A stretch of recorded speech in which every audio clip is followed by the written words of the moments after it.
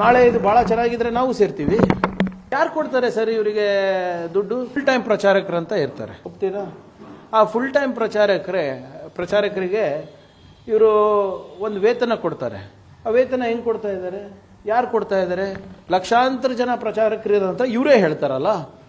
ಮತ್ತೆ ಅವರಿಗೆ ಸ್ಯಾಲ್ರಿನೋ ವೇತನನೋ ಗೌರವಧನನೋ ಯಾರು ಕೊಡ್ತಾ ಇದ್ದಾರೆ? ಹೇಗೆ ಕೊಡ್ತಾ ಇದ್ದಾರೆ ಗೊತ್ತಾಗ್ಬೇಕಲ್ವಾ? ಇವರು ಅಕಸ್ಮಾತ್ ಎಲ್ಲಾನು ಕೂಡ ದೇಶಕ್ಕೋಸ್ಕರ ಮಾಡ್ತಾ ಇದ್ರೆ, ದೇಶದ ಒಳ್ಳೇದಕ್ಕೋಸ್ಕರ ಮಾಡ್ತಾ ಇದ್ರೆ ಪಾರದರ್ಶಕತೆ ಇರಲಿ. ನಾಳೆ ಇದು ಬಹಳ ಚೆನ್ನಾಗಿದ್ರೆ ನಾವು ಸೇರ್ತೀವಿ. ಪಾರದರ್ಶಕತೆ ಇದ್ರೆ, ಚೆನ್ನಾಗಿದ್ರೆ ಎಲ್ಲರೂ ನಾವು ಸೇರ್ತೀವಲ್ಲ ದೇಶಭಕ್ತಿಗೋಸ್ಕರ, ದೇಶಕ್ಕೋಸ್ಕರ. ಏನಕ್ಕೆ ಇವರು ಇಷ್ಟು ಸೀಕ್ರೆಟ್ ಅನ್ನ ಮೇಂಟೈನ್ ಮಾಡೋದು? ಏನಕ್ಕೆ ಅವರು ಇಷ್ಟು ಏನೋ ರೆಸಿಸ್ಟೆನ್ಸ್ ಇದೆ ಇವರಿಗೆ ರಿಜಿಸ್ಟ್ರೇಷನ್ ಬಗ್ಗೆ? ಇವ್ರ ಆದಾಯ ಎಲ್ಲಿಂದ ಬರ್ತಾ ಇದೆ? ಯಾರು ಕೊಡ್ತಾ ಇದ್ದಾರೆ? ಹೇಗೆ ಕೊಡ್ತಾ ಇದ್ದಾರೆ? ದೇಣಿಗೆಗಳು ಎಲ್ಲಿಂದ ಬರ್ತಾ ಇದೆ? ವಿದೇಶದಿಂದ ಬರ್ತಾ ಇದೆ, ಇಲ್ಲಿಂದ ಬರ್ತಾ ಇದೆ? ಹೇಗೆ ಗೊತ್ತಾಗಬೇಕು?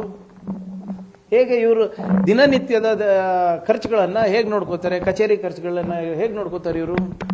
ಕೇಳಬಾರ್ದಾ?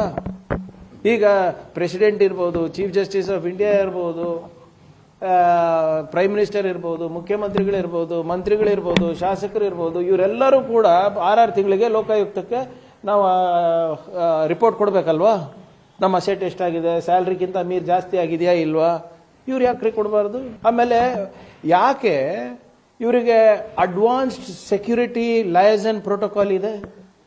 RSS ಮುಖ್ಯಸ್ಥರಿಗೆ advanced security liaison protocol, security detailing ಇದು ಯಾರಿಗಿದೆ ಗೊತ್ತಾ ನಮ್ಮ ದೇಶದಲ್ಲಿ?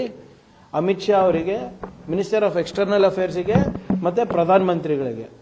ಒಂದು ಆಫ್ಟರ್ ಆಲ್ ಒಂದು NGO ಅವ್ರ ಮುಖ್ಯಸ್ಥರಿಗೆ ಯಾಕ್ರಿ ಇಷ್ಟೊಂದು